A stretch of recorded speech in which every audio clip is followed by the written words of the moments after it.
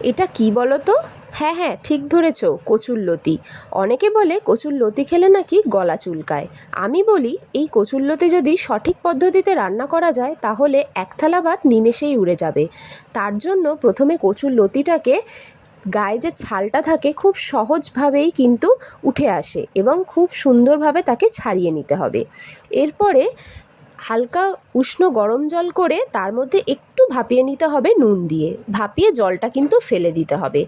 আর আমি সেই দিনকার কচুরলতিটা চিংড়ি মাছ দিয়ে করেছিলাম, তাই চিংড়ি মাছটা কুটে বেছে নিয়ে নুন হলুদ মাখিয়ে ভেজে তুলে রাখলাম। এরপরে কড়াইতে বেশ অনেকটা পরিমাণ সর্ষের তেল দিয়ে তার মধ্যে ফোড়নে দিলাম কালো জিরে আর শুকনো লঙ্কা ছোট ছোট করে টুকরো করে কেটে।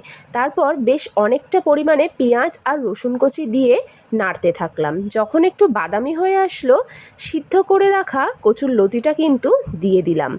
আমি কিন্তু এটা কচুরলতির ঘন্ট বানিয়েছিলাম চিংড়ি মাছ দিয়ে।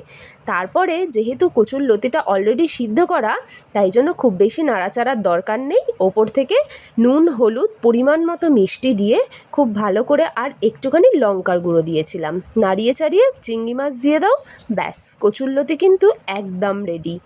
বন্ধুরা, রেসিপিটা কেমন লাগলো অবশ্যই জানিও কিন্তু।